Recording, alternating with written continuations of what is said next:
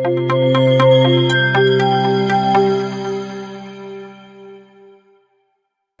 To लक्ष्य सेतु। आज है 20 अप्रैल और 20 अप्रैल को 19 और 20 अप्रैल से करंट अफेयर्स के जितने भी क्वेश्चन बनेंगे आज हम इस वीडियो में डिस्कस करेंगे। तो चलिए स्टार्ट करते हैं और करते हैं सबसे पहले रिवीजन। हर साल 17 अप्रैल को विश्व हीमोफीलिया दिवस किसकी जयंती के सम्मान में मनाया जाता है? आंसर है फ्रैंक स्नाबेल की जयंती में।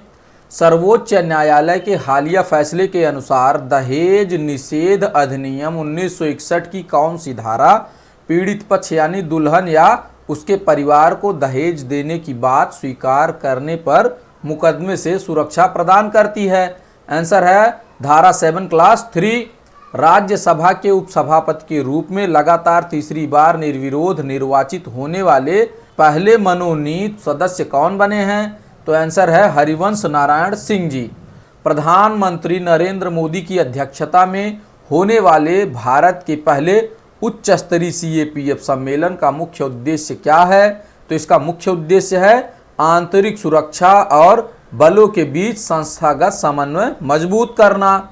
हाल ही में किस राज्य ने वास्तविक समय में अपराध की निगरानी के लिए AI आधारित प्रणाली विकसित करने हेतु IIT रोपड़ के साथ समझौता किया है? आंसर है Punjab.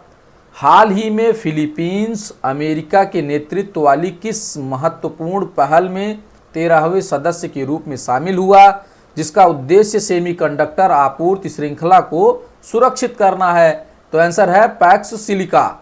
Harvard south Asian association द्वारा किस भारतीय अभिनेत्री को वर्ष 2026 का Harvard south Asian person of the year नामित किया गया है? तो आंसर है सयानी गुप्ता जी को।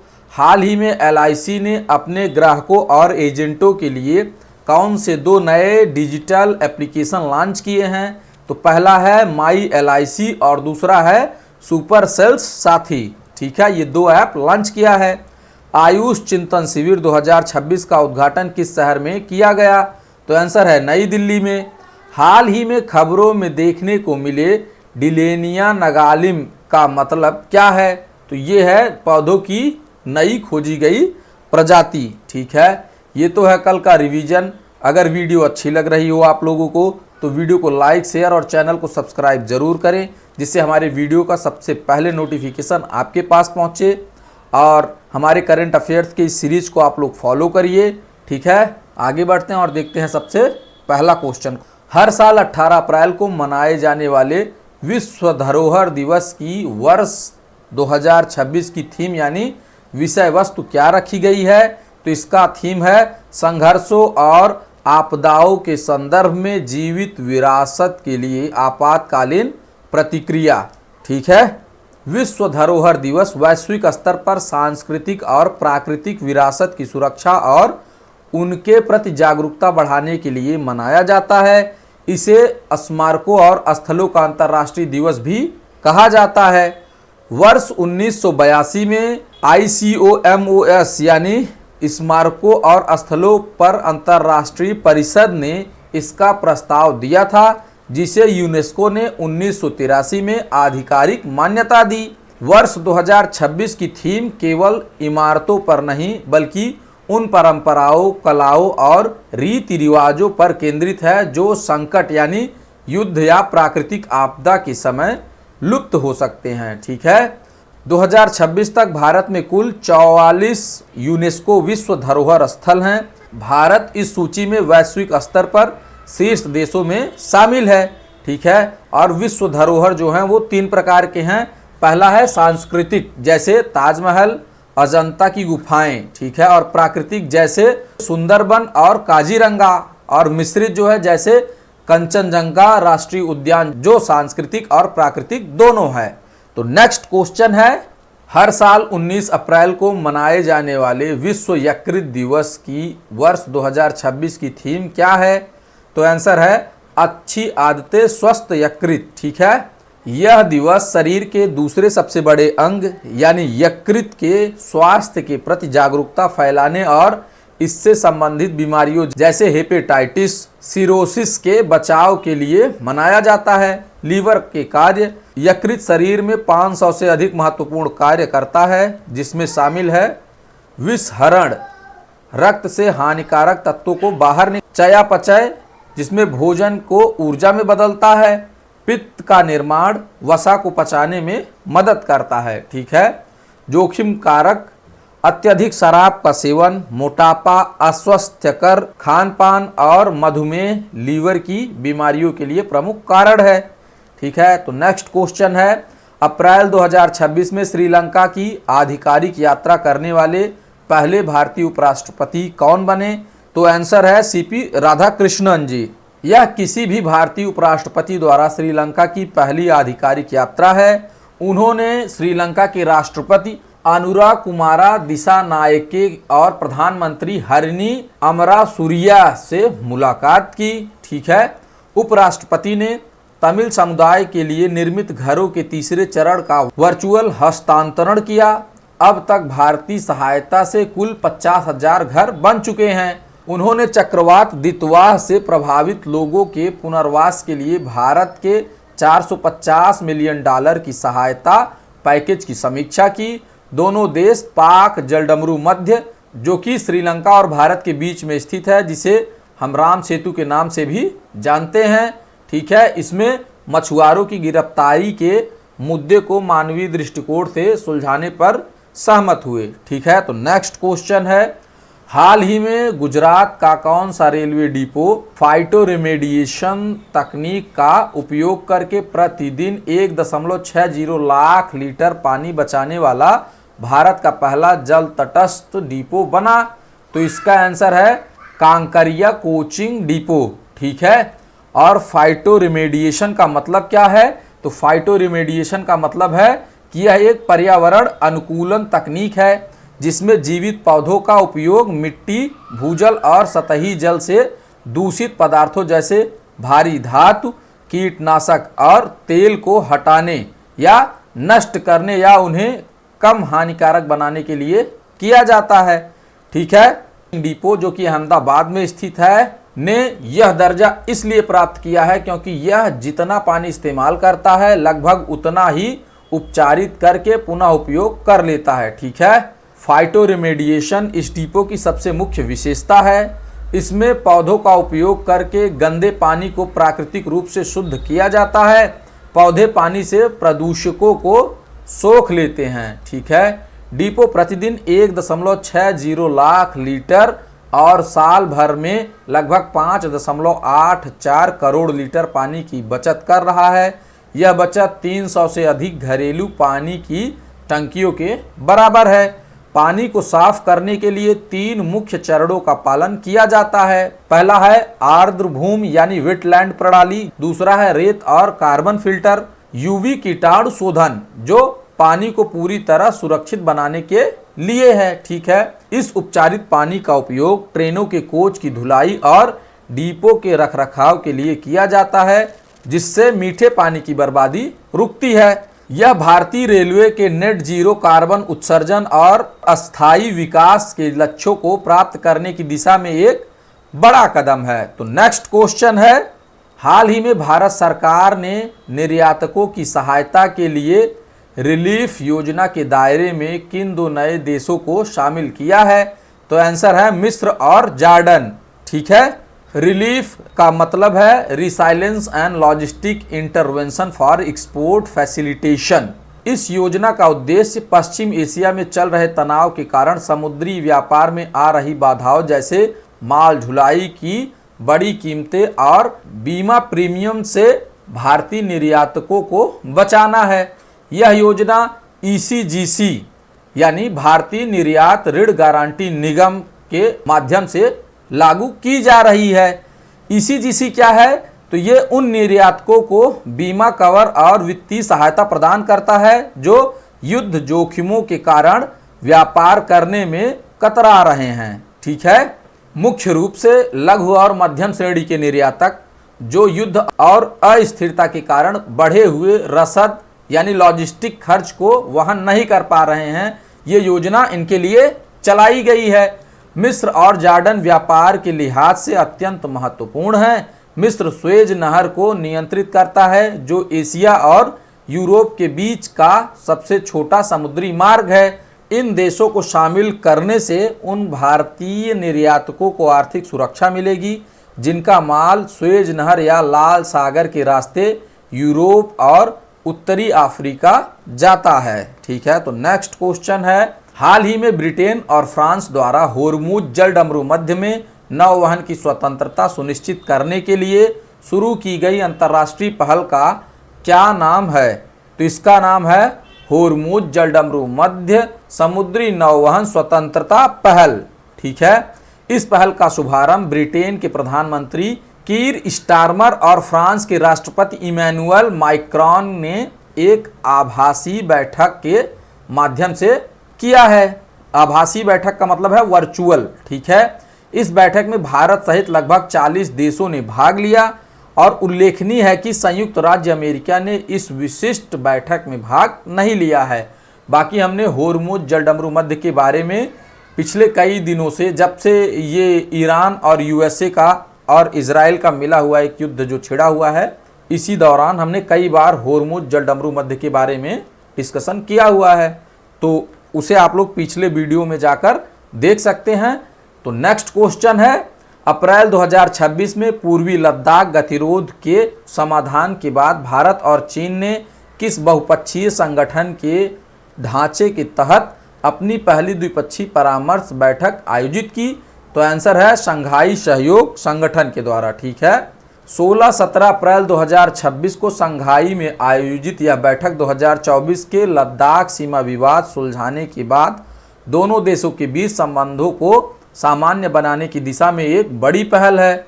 दोनों देशों ने शंघाई कोऑपरेशन ऑर्गेनाइजेशन के भीतर सुरक्षा, व्यापार, कनेक्टिविटी और आतंकवाद विरोधी प्रयासों पर सहयोग गहरा करने पर सहमति व्यक्त की है। भारत ने जोर दिया कि एससीओ को अपने मूल लक्ष्यों, जो कि आतंकवाद, उग्रवाद और कट्टरपंथ का मुकाबला करना है, पर ध्यान केंद्रित करना चाहिए।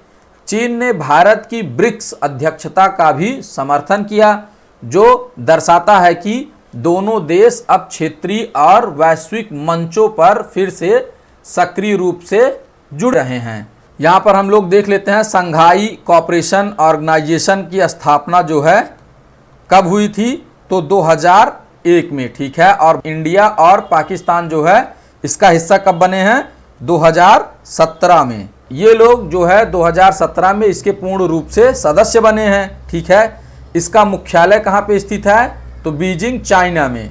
और इसका उद्देश्य क्या है? तो यूरेशियाई यानी यूरोप और एशियाई क्षेत्रों में सुरक्षा, आर्थिक और सांस्कृतिक सहयोग को बढ़ावा देना है। ठीक है, इसका एक मुख्य संस्था क्या है? RATS, rats. ठीक है, ये जो है एससीओ का एक महत्वपूर्ण अंग है, जिसका मुख्यालय ताशकंद में स्थित है। ठीक है, इसका पूरा नाम है रीजनल एंटी टेररिस्ट स्ट्रक्चर। ठीक है, तो नेक्स्ट क्वेश्चन है, पूर्व केंद्रीय मंत्री दिनेश त्रिवेदी को किस पड़ोसी देश में भारत का नया उच्चायुक्त नियुक्त किया गया है? तो आंसर है बांग्लादेश। आमतौर पर उच्चायुक्त के पद भारतीय विदेश सेवा यानी IFS के अधिकारी नियुक्त होते हैं, लेकिन सरकार ने एक अनुभवी राजनीतिक नेता दिनेश त्रिवेदी को चुनकर बांग्लादेश के साथ संबंधों को सर्वोच्च प्राथमिकता दी है।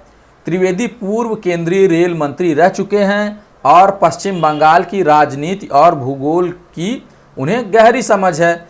इस नियुक्ति का लक्ष्य क्षेत्रीय स्थिरता, सीमा प्रबंधन और सुरक्षा सहयोग को सीधे राजनीतिक स्तर पर मजबूत करना है। भारत और बांग्लादेश के बीच 4000 किलोमीटर से अधिक की दुनिया की सबसे लंबी अंतर्राष्ट्रीय भूमि सीमाओं में से एक है। ठीक है, उच्चायुक्त यानी हाई कमिश्नर यह उन देशों के बीच होता है जो राष्ट्रमंडल यानी कॉमनवेल्थ के सदस्य हैं, जैसे भारत और बांग्लादेश। एम्बेसडर का पद उन देशों के लिए उपयोग होता है जो राष्ट्रमंडल का हिस्सा नहीं है, जैसे भारत और USA। ठीक है, तो हाई कमिश्नर और एम्बेसडर के बारे में अंतर आप लोगों ने देख लिया है। नेक्स्ट क्वेश्चन है, हैदराबाद में आयोजित बोल्डर्स क्लासिक 2026 के पहले संस्करण का खिताब किस भारतीय गोल्फर ने जीता है? तो आंसर है शुभंकर शर्मा जी। शुभंकर शर्मा ने 4 साल बाद घरेलू सर्किट में वापसी करते हुए यह जीत हासिल की है।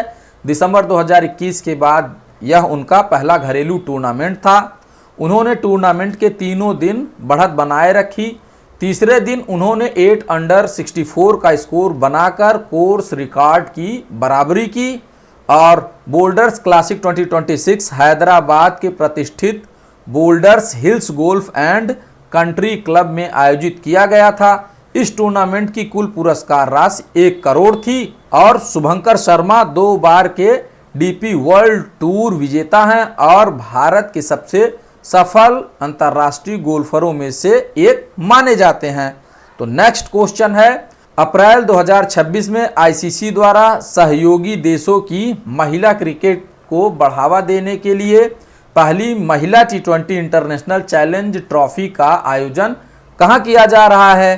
तो आंसर है रवांडा में। ठीक है, आईसीसी उभरते हुए देशों की महिला क्रिकेट टीम को अंतर्राष्ट्रीय अनुभव देने के लिए इस नई ट्रॉफी की शुरुआत की है। इस 5 देशों के टूर्नामेंट में रवांडा, इटली, नेपाल, अमेरिका और वानुअतु शामिल है। यह डबल राउंड रॉबिन प्रारूप में खेला जाएगा, यानी हर टीम एक दूसरे के खिलाफ 2-2 मैच खेलेंगी। सभी मैच रवांडा के राजधानी किगाली के गहांगा क्रिकेट स्टेडियम में आयोजित किए जाएंगे।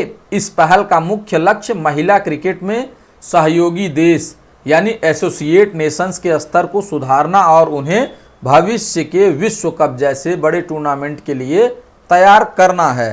तो नेक्स्ट क्वेश्चन है, 17 अप्रैल 2026 को मुंबई में आयोजित समारोह में किसे मिस शेख इंडिया 2026 का खिताब दिया गया है? तो आंसर है निशिता योगेश अंतारकर को। ठीक है, शेक क्या है? ये जो है जापान का एक शेक होता है, जैसे अपने यहाँ पे मिल्क शेक, बनाना शेक होता है, उसी तरीके से ये जापान का एक शेक है। ठीक है, निशिता योगेश अंतारकर को भारत में जापानी शेक संस्कृति को बढ़ावा देने के लिए नया सांस्कृतिक राजदूत नियुक्त किया गया है। निशिता एक उद्यमी और प्रशिक्षित कथक नृत्यांगना है जिन्हें कथक में 16 वर्षों से अधिक का अनुभव है। मिस शेख इंडिया केवल एक सौंदर्य प्रतियोगिता नहीं बल्कि यह भारत और जापान के बीच सांस्कृतिक सेतु का कार्य करती है। इसका उद्देश्य जापानी परंपराओं और वैश्विक मित्रता को बढ़ावा देना है। यह कार्यक्रम मुंबई के रोबाटा कुराकू में आयोजित किया गया था। निशिता को पिछली विजेता आकांक्षा श्रीवास्तव ने ताज पहनाया है। ठीक है, विजेता और उपविजेता, तो सबसे विजेता कौन है? निशिता योगेश अंतारकर जो कि मुंबई से हैं। और प्रथम उपविजेता कौन है? तो प्रियंका सरकार हैं जो बेंगलुरु की शेफ हैं। और द्वितीय उपविजेता कौन है? तो साक्षी खारी हैं जो कि दिल्ली की कहानीकार हैं। नेक्स्ट क्वेश्चन है, वैज्ञानिकों के अनुसार रात के समय सीधी रेखा में चलने के लिए आकाश गंगा यानी मिल्की वे का उपयोग करने वाला दुनिया का पहला ज्ञात जीव कौन सा है? तो आंसर है गोबर का भृंग। ठीक है, इसे डंग बीटल भी कहा जाता है। गोबर के भृंग विशेषकर इसका रैबियस सैटिरस प्रजाति रात के आकाश में तारों की चमकीली पट्टी यानी आकाश गंगा का उपयोग करके अपनी दिशा निर्धारित करते हैं या उन्हें बिना चंद्रमा वाली रातों में भी सीधे चलने में मदद करता है। ये भृंग गोबर की गेंद बनाकर उसे ढेर से दूर ले जाते हैं। सीधी रेखा में चलना इसलिए जरूरी है ताकि वे दूसरे भृंगों से अपनी गेंद बचा सके और ऊर्जा की बर्बादी ना हो। ठीक है, दिन और रात का अंतर, दिन में ये सूर्य और उसके चारों ओर के ध्रुवीय प्रकाश का उपयोग करते हैं और रात में ये चंद्रमा या आकाश गंगा के प्रकाश का उपयोग करते हैं। वैज्ञानिकों ने जब भृंगों के सिर पर छोटी टोपियां लगाई जिससे वे आसमान न देख सके तो वे अपनी दिशा भटक गए। इससे साबित हुआ कि उनका नेविगेशन पूरी तरह आकाशीय संकेतों पर निर्भर है। तो नेक्स्ट क्वेश्चन है जो कि आज का क्वेश्चन है, लखवार जल विद्युत परियोजना किस राज्य में स्थित है? तो इसका आंसर आप लोग हमें कमेंट बॉक्स में देंगे। अगर वीडियो अच्छी लग रही हो तो वीडियो को लाइक, शेयर और चैनल को सब्सक्राइब जरूर करें। नेक्स्ट क्वेश्चन है जो कि कल का क्वेश्चन है, पेटेंट लेपर्ड गोको एक दुर्लभ रंगीन स्थलीय सरीसृप है जिसे हाल ही में किस राज्य में देखा गया है? तो आंसर है छत्तीसगढ़ में इसे देखा गया है। बाकी इस डिस्क्रिप्शन को आप लोग ध्यान से पढ़ लेंगे। Thanks for watching, please subscribe.